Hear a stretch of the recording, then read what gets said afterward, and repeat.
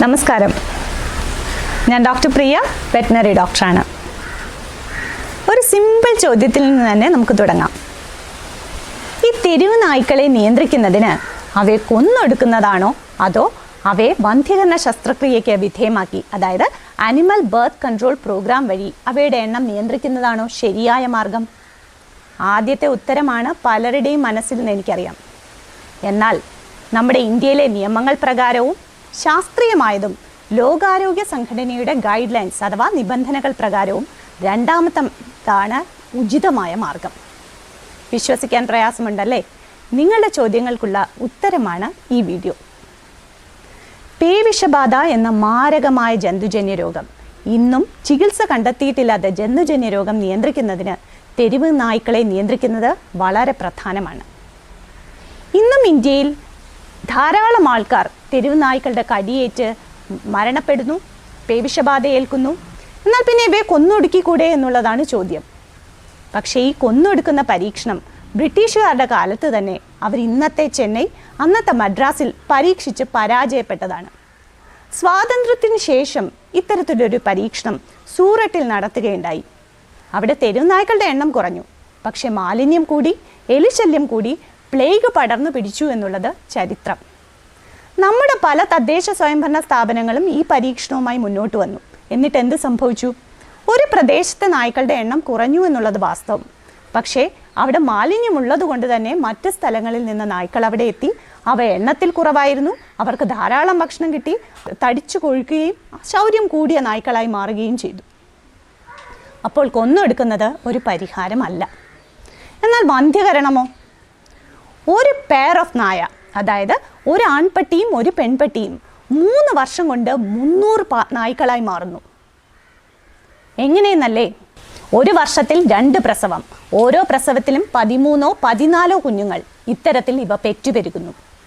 നമ്മുടെ തെരുവ് നായ്ക്കളെ ശ്രദ്ധിച്ചാൽ അറിയാം എപ്പോഴാണ് അവർക്ക് ഏറ്റവും കൂടുതൽ ശൗര്യമുണ്ടാകുന്നത്. പെൺപട്ടികളാണെങ്കിൽ അവർ പ്രസവിച്ചു കിടക്കുമ്പോഴാണ്. എൻ്റെ കുട്ടികളെ ആരെങ്കിലും ആക്രമിക്കുമോ എന്നുള്ള ഭയം കാരണമാണ് അവ അക്രമകാരികളാകുന്നത്. ആൺപട്ടികൾ പൊതുവെ ടെറിട്ടോറിയൽ ബിഹേവിയർ ഉള്ളവരാണ്. അതായത് തനിക്ക് ആധിപത്യമുള്ള സ്ഥലത്ത് മറ്റൊരു സ്ഥലത്തു നിന്നൊരു ആൺപട്ടി വരുന്നത് ഒട്ടും സഹിക്കില്ല.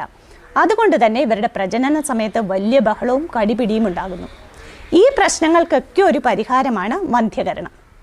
വന്ധ്യകരണ ശസ്ത്രക്രിയയോടൊപ്പം തന്നെ ഇവയ്ക്ക് പേവിഷബാധയ്ക്കെതിരെയുള്ള പ്രതിരോധ കുത്തിവയ്പ്പ് നൽകുന്നു, പരാതങ്ങൾക്കെതിരെയുള്ള മരുന്നുകളും നൽകുന്നു.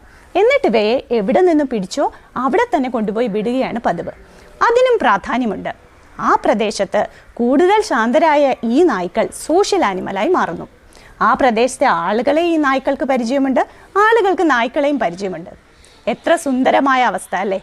അപ്പോൾ ചോദിക്കും, ഇത്തരത്തിലുള്ള മാതൃകകൾ എവിടെയെങ്കിലും ഉണ്ടോ എന്ന്. തീർച്ചയായിട്ടും ഉണ്ട്. ഇന്ത്യയുടെ പിങ്ക് സിറ്റി ആയിട്ടുള്ള ജയ്പൂരിൽ പതിറ്റാണ്ടുകളായിട്ട് ഇത്തരത്തിൽ തെരുവ് നായ്ക്കളെ നിയന്ത്രിക്കുന്നതിന് വേണ്ടിയിട്ട് വന്ധ്യകരണ ശസ്ത്രക്രിയ ചെയ്തു വരുന്നു. അവിടെ ഒറ്റ നായയെ പോലും കൊന്നെടുക്കാതെ അവരത് വളരെ വിജയകരമായി ചെയ്യുകയും ചെയ്തു. ഇതുപോലെ മറ്റൊരു മാതൃകയാണ് സിക്കിം. അവിടെയും ഇതുപോലെ വിജയകരമായി തെരുവ് നായ്ക്കളെ നിയന്ത്രിക്കാൻ കഴിഞ്ഞു. ഇനി നമ്മുടെ വീട്ടിൽ വളർത്തുന്ന നായ്ക്കളെയും ഇതുപോലെ പേവിഷബാധയ്ക്കെതിരെ പ്രതിരോധ കുത്തിവയ്പ്പ് എടുക്കേണ്ടത് അത്യാവശ്യമാണ്. അതോടൊപ്പം ബ്രീഡിങ്ങിനല്ലെങ്കിൽ വന്ധ്യകരണ ശസ്ത്രക്രിയയും ചെയ്യേണ്ടതാണ്. എന്തുകൊണ്ടാണെന്നല്ലേ? തെരുവിൽ കാണുന്ന 50% നായ്ക്കളും ആരുടെയോ അരുമ മൃഗമായിരുന്നു എന്നുള്ളതാണ് പഠനങ്ങൾ കാണിക്കുന്നത്. പല കാരണങ്ങൾ കൊണ്ട്, ഒരുപക്ഷെ ഓടിപ്പോയതാകാം, അല്ലെങ്കിൽ ആരെങ്കിലും ഉപേക്ഷിച്ചതാവാം. അങ്ങനെയാണ് ഇവ തെരുവിലെത്തുന്നത്. അപ്പോൾ കൃത്യമായ വന്ധ്യകരണ ശസ്ത്രക്രിയ വഴി, മാലിന്യ നിർമ്മാർജ്ജനം വഴി, പേവിഷബാധയ്ക്കെതിരെയുള്ള പ്രതിരോധ കുത്തിവയ്പ്പ് വഴി നമ്മുടെ നാടും തെരുവ് നായ്ക്കളുടെ ശല്യത്തിൽ നിന്ന് മുക്തരാവും. പക്ഷേ ഇത് ഇന്ന് സ്വപ്നം കണ്ട് നാളെ നടപ്പിലാവില്ല. നമ്മൾ വെറ്ററിനറി ഡോക്ടർമാരും പൊതുജനങ്ങളും ഒരുപോലെ ഒന്നിച്ച് കൈകോർത്ത് ഈ പ്രയത്നത്തിൽ നിന്നാൽ മാത്രമേ അത് സാധ്യമാവുകയുള്ളൂ. അത്തരത്തിലുള്ള പ്രയത്നം നമുക്ക് തുടരാം. നന്ദി, നമസ്കാരം.